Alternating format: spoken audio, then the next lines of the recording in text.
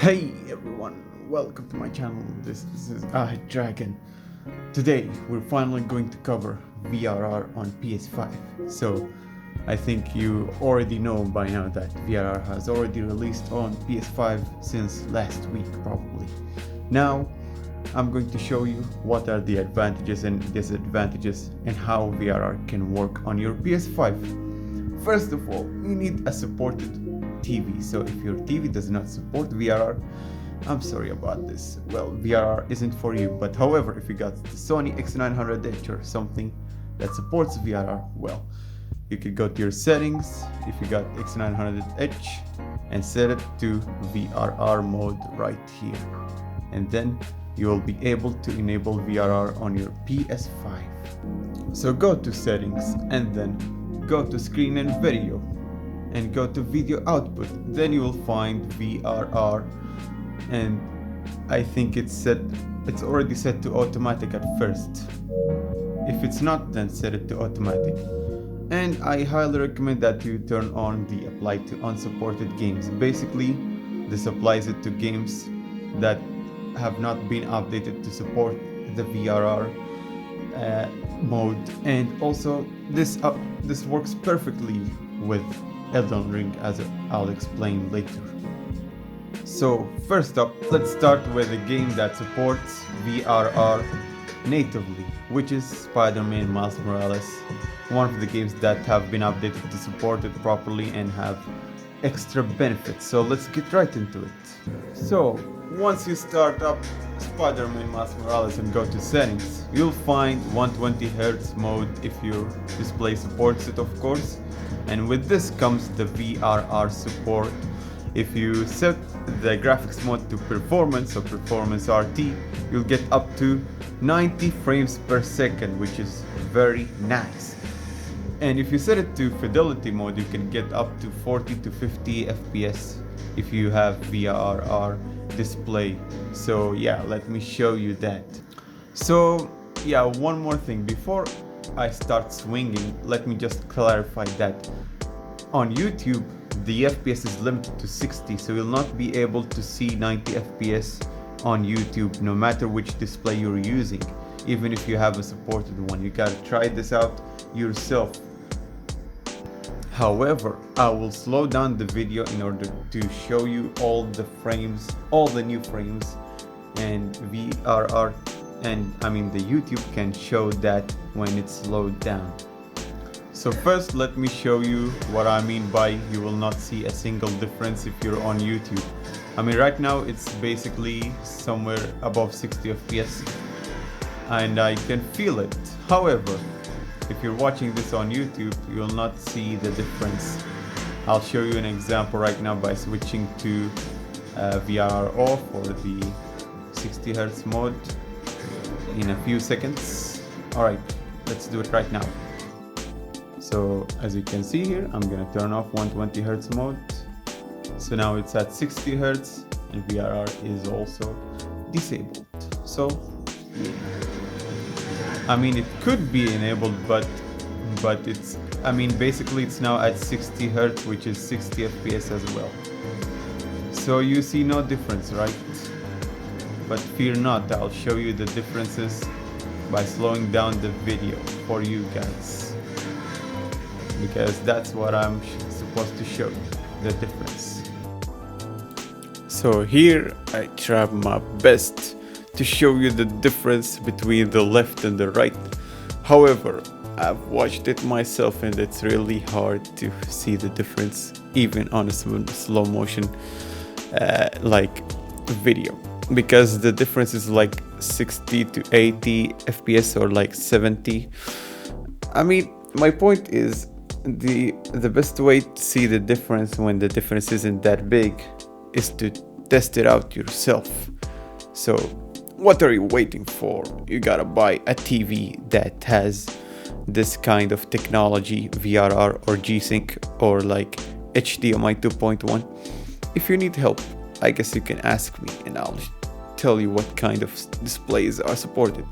But if you don't want to buy one yet and you want to see the difference first, I guess you gotta try your best to find out the difference between the left and the right on YouTube, since VRR is not supported on YouTube, but I mean the one on the left has higher frame rate than the one on the right. So there should be some differences there, like in terms of motion. And if it's still hard for you to find out the difference between the two, then I guess I'll leave a link in the description to another video that showcases the difference properly that I uploaded months ago. The difference between 60 Hz and 120 Hz. In other words, 60 FPS versus a higher frame rate. And yeah, enjoy the rest of the video.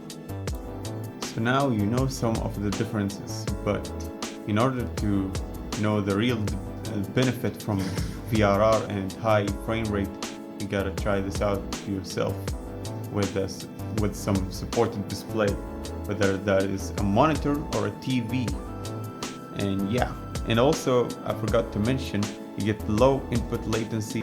Alright, so next up is Elden Ring, one of the unsupported games for VRR. So as you know, I told you to turn on the unsupported VRR games or whatever. Yeah, apply it to unsupported games.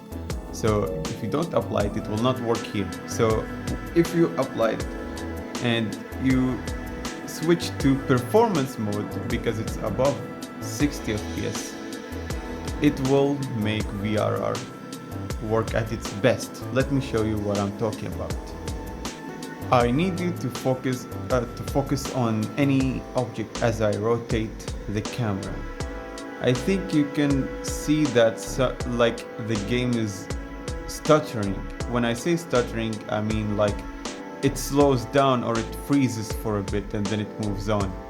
This thing is cleaned up by the VRR mode. However, you cannot see it on YouTube because, I mean, YouTube does not support VRR, so I can't show you that. But I can show you the stutters. If you need to, if you want to see how VRR works perfectly at its best, you gotta own a display that has VRR and then use it on this game or any game that supports VRR or like has this kind of stutters issue and is a PS5 game, because VRR does not work on PS4 games. I mean, yeah, Elden Ring is also on PS4, but let me show you what I'm talking about. When you go to your home screen of PlayStation 5, you'll notice that some of the games are labeled as PS5 and some others are labeled as PS4. These games are, they are talking about which versions. The PS5 versions are the ones that work with VRR. However, PS4 versions do not work. VRR does not work in them. So, yeah, that's that. I guess you don't really need VRR on PS4 games as they run faster on PS5 in general.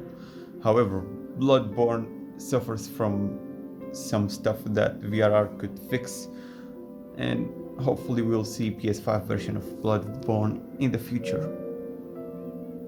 So back to Elden Ring. Well, when I rotate the camera you might see stutters.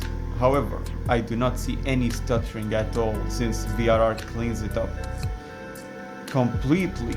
There's no stuttering at all. This is due to VRR mode, in which the refresh rate of the TV matches the frame rate as it fluctuates, so it makes everything look smooth. But without VRR on normal displays, this does not look smooth at all, or on YouTube. So yeah, that's a shame, but good news is that it works. However, when Elden Ring drops below 48 FPS, that's the limit of VRR, and then what happens is that it does not turn on. It goes back to being off, and you see stutters, but that's so rare. So yeah, VRR officially works properly with Elden Ring.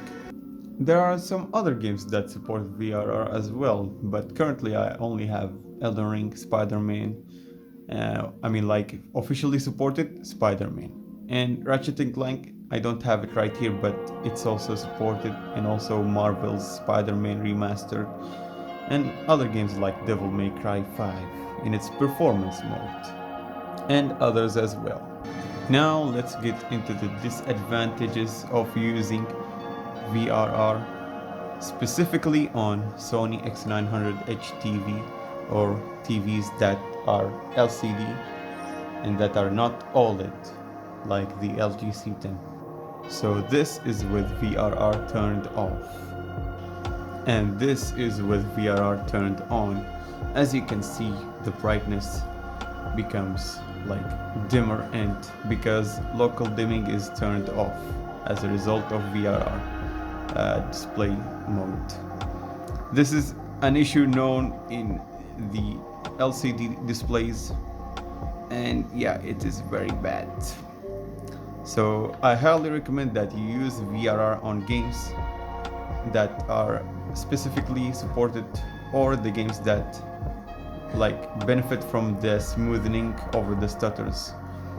In other games like The Last of Us Part 2, the games that do not support VRR, like PS4 games, I recommend that you turn off VRR and leave it as it is, because the brightness is better with VRR turned off. And that's it. I hope you guys benefited from this video. Subscribe, like, and I'll see you next time. If you enjoyed this video, consider subscribing and ringing that bell, and also like, comment and share. Thanks for watching.